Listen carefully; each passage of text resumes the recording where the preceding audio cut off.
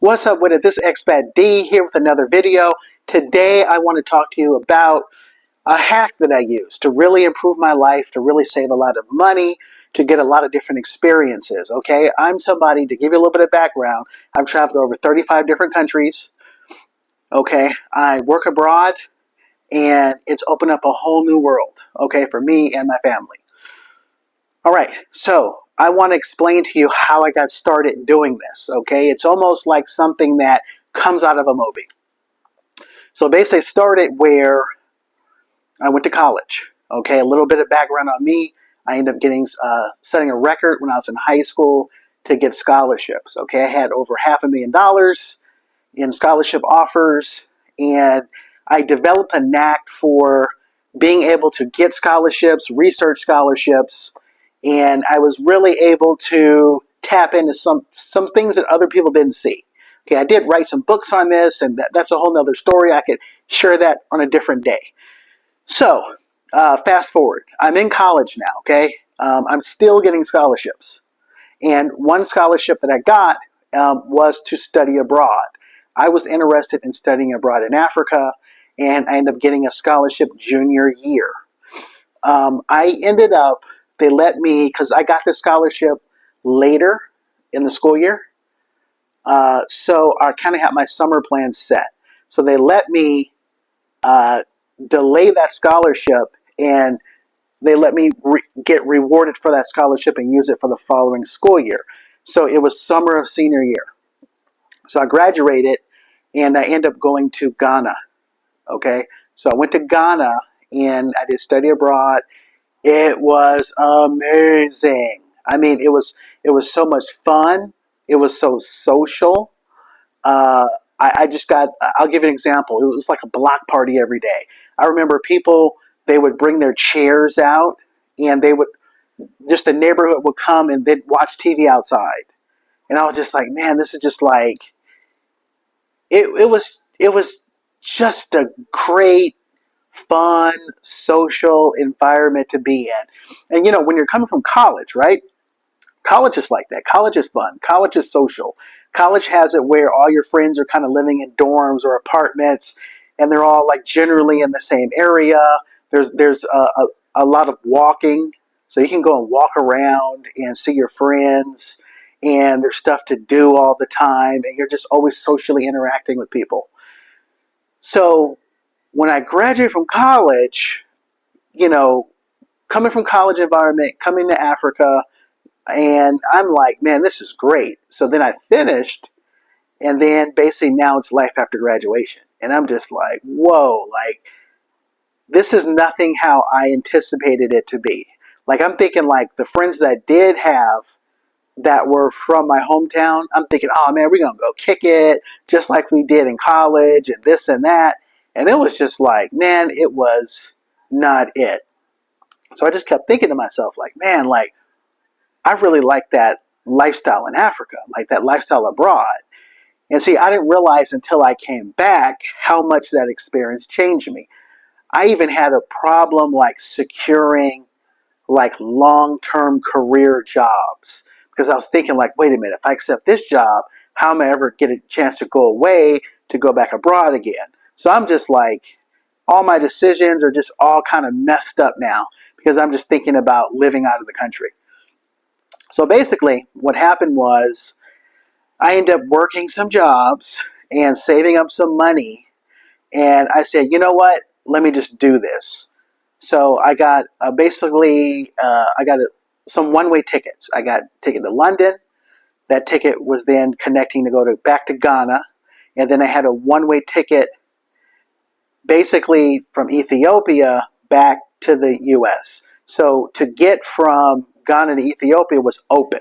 I'm thinking like I'm gonna like catch some buses and some trains or like whatever to like travel around Africa and da da da da da da da. It didn't actually happen that way, like in between Ghana and Ethiopia, but I did travel to those three countries. So me being abroad, what ended up happening, what I learned, and let me say this by the way, this is a strategy. Everyone can't do it, but the fact that I ended up traveling and for an extended amount of time and saying, okay, I'm just going to study my environment and study like what type of things can work. Like what can I do to prolong me staying abroad? Okay, that's what I was working on. Excuse me for a sec. I'm just going to close this door so there's no background noise. All right, so basically, that's what I was trying to figure out. How can I stay abroad? And this allowed me to really understand the environment better. I'm not just on vacation. It's more like an extended stay. And that's how I discovered teaching. Okay, so my family did have a background in teaching. My mom worked in the school system pretty much my whole life, and my dad he worked at like military bases, but after he retired, he picked up a job in the school system. So I'm like, familiar with school systems, and so I initially wasn't an education major, but that had me thinking, wait a minute, teaching's not that bad, especially if I can do it and do it abroad. That seemed appealing. So I ended up getting my first teaching job. I ended up getting it in Ethiopia. So this is what happened. I noticed teaching. Now, back then, this is like 2006. It was like early 2000s, right? Like 2006-ish. I was getting paid $500 a month. And I mean, they were just acting like they were just breaking me off too. They're like, "Oh man, you got paid $500 a month? What? 500?"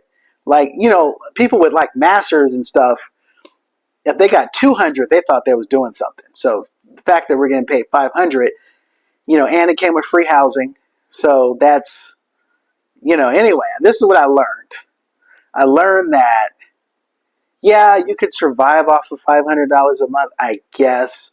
But when you're a foreigner, you can't do like the locals. Like that's big balling for a local person.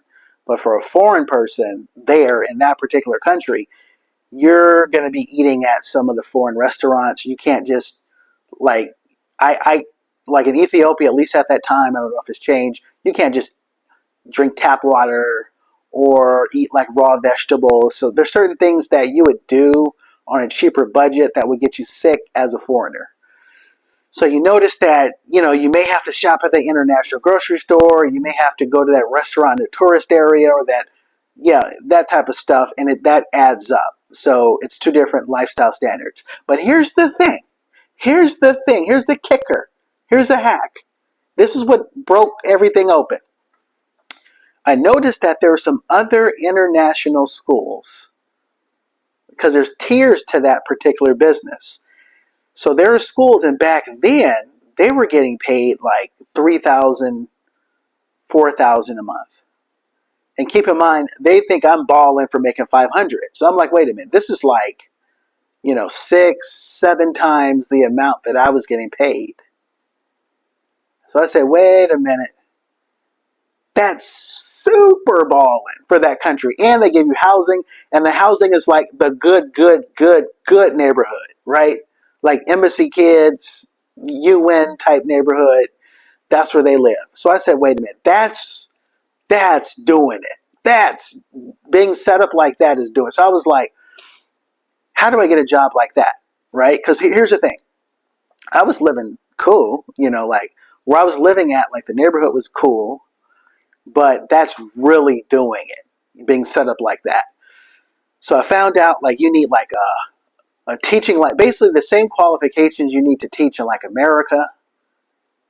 That is what you need to teach at that school. So that super motivated me to like go back to school. I ended up getting a master's. I ended up getting 2 masters, but I got it and license and all that good stuff to qualify for those type of positions. So, I mean, the way I really figured that out was really by just being in the environment and studying it. And this is like way before. Like now you get a bunch of people talking about it. Now when when people hear like that I teach abroad and stuff like, oh, I know somebody in my school that did that. Yeah, right? Back then, people didn't really know about that. I figured that out by living in that country. And so I end up getting the proper qualifications, and that helps me live abroad sustainably. And what I mean by that is, I'm staying in good neighborhoods.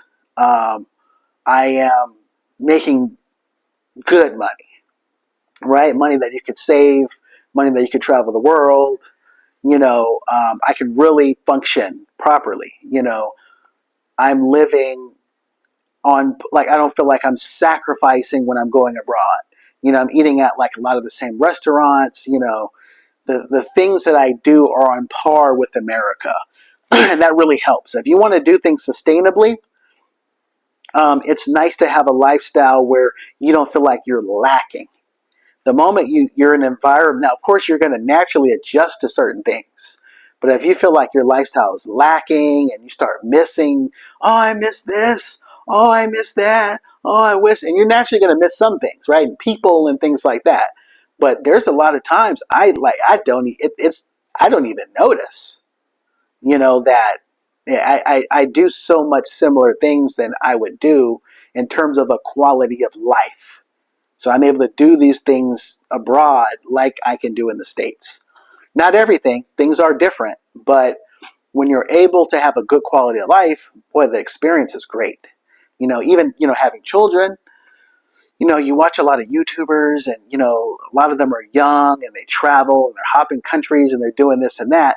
And they may ask themselves the question, okay, when I get older or when I get married or have a kid, or does all this go away? Because let's break this down. Typically, if you have a child and you're in an international country and you want them to go to a school that will set them up to go to college, right? You can go to a local school, but they may not have a curriculum that is aligned with going to college. Okay, they'll look at the transcript and be like, okay, this doesn't match up. So that doesn't really prepare them for American college. You want them to go to college in America. So to get to those type of schools, those things are expensive in these other countries. Like, I'll give you an example. The one that I'm at now, if I were to pay to go there for my son, it might be $40,000 to $50,000 a year. Right? It's expensive. That's no joke. So these type of expenses are things that people don't pay attention to. Okay, if you want to go abroad, if you want to really live this life, right? Not just spring break and vacation. Like, if you really want to do it long term, you probably want to be set up in nice housing. Okay, for example, the car I drive, it's like 2 or 3 years old. You know what I mean? That's stable quality of life, right? Stable neighborhood, stable transportation, right? Stable income. You got a good situation for your family. That's how you want to do it. And at least that's how I want to do it, right? That's set up for the long term.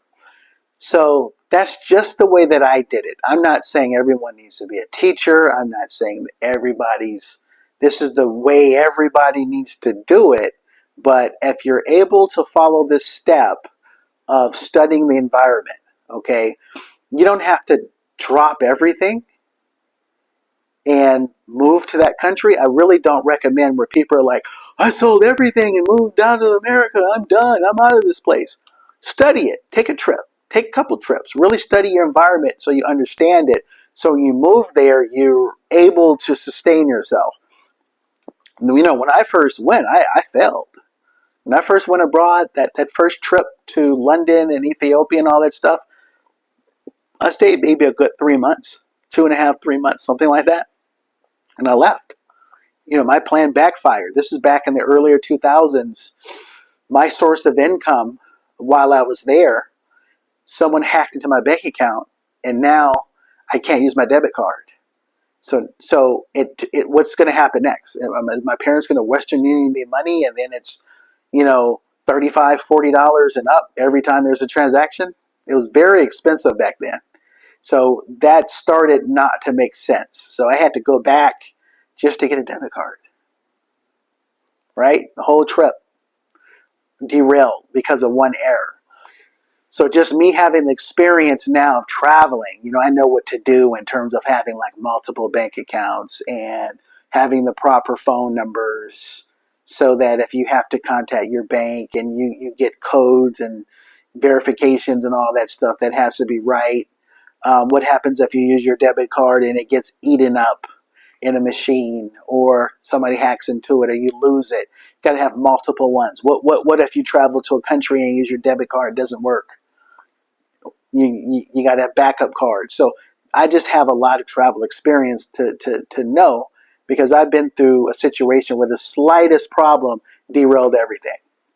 So, but my whole point is, if you can study your environment, okay, that will help you qualify yourself to do. You want to try to set yourself up so you're doing it right, whether that's getting a particular degree, or whether that's starting a business or something that you can do that would translate abroad. There's a lot of things, even businesses, right? There's a lot of like, for example, if you get a business like Subway Sandwich or something like that, that's a pretty low bar to get into in America. Even being a manager or something like that, that's a business that doesn't take a whole lot of capital to start. And if you understand the ins and outs of how to do it, you can easily duplicate those things abroad if you have the background and experience of how to do it. And then when you do that abroad, labor is cheaper. There's a lot of benefits and hacks that come into your play if you have the background to do it. But try that. Try studying something, making sure what you do is in line. Test it first in the States, and then bring it over abroad. But if you take steps like that, you can really set yourself up. It's good. Like I've traveled to places on multiple bucket lists for people, and had experiences that, that I could share with my family and son, and once in a lifetime stuff. And I'm able to do it. Really, it's almost like being a millionaire, but I'm nowhere near that. But I'm able to get those experiences. So anyway, think about it. Think about, sometimes people look at their situations in America and you don't see it. You don't see it. When you do the math, you might say, you know what?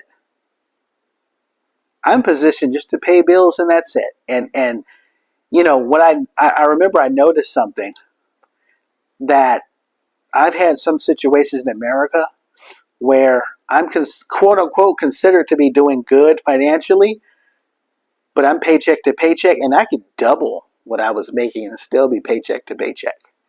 So the formula just, for me, and the way I was positioned, it didn't work for me. I'm not saying it's not going to work for everybody, but it's good to test it out, and see what you could have in other countries. It's not about where you live, it's about how you're living. And you may find that you got a better situation elsewhere. And that's nothing against America. I'm not saying I'm not against America. I don't hate America. I still get a chance to visit America once a year. Okay. But it's nice to be able to have options in life. Okay, that's what it's all about. Anyway, I'm Expat D. If you like this content, don't forget to like and subscribe. If you're interested in just learning different tips and tricks for somebody that has a wealth of experience, I call myself the super expat. And the reason why I call myself that is because I'm somebody that has lived abroad for over this is my criteria. I've lived abroad for over 5 years. I've got married abroad. I've had a child abroad, and I've raised a child abroad. These are 4 major life events, okay, that's happened abroad. And so I've got a wealth of experience. And hey, if you want to hear how it really is, my content is for you. All right, thanks a lot for joining me and spending time in this video. I'm Expat D. Peace, and I'm out.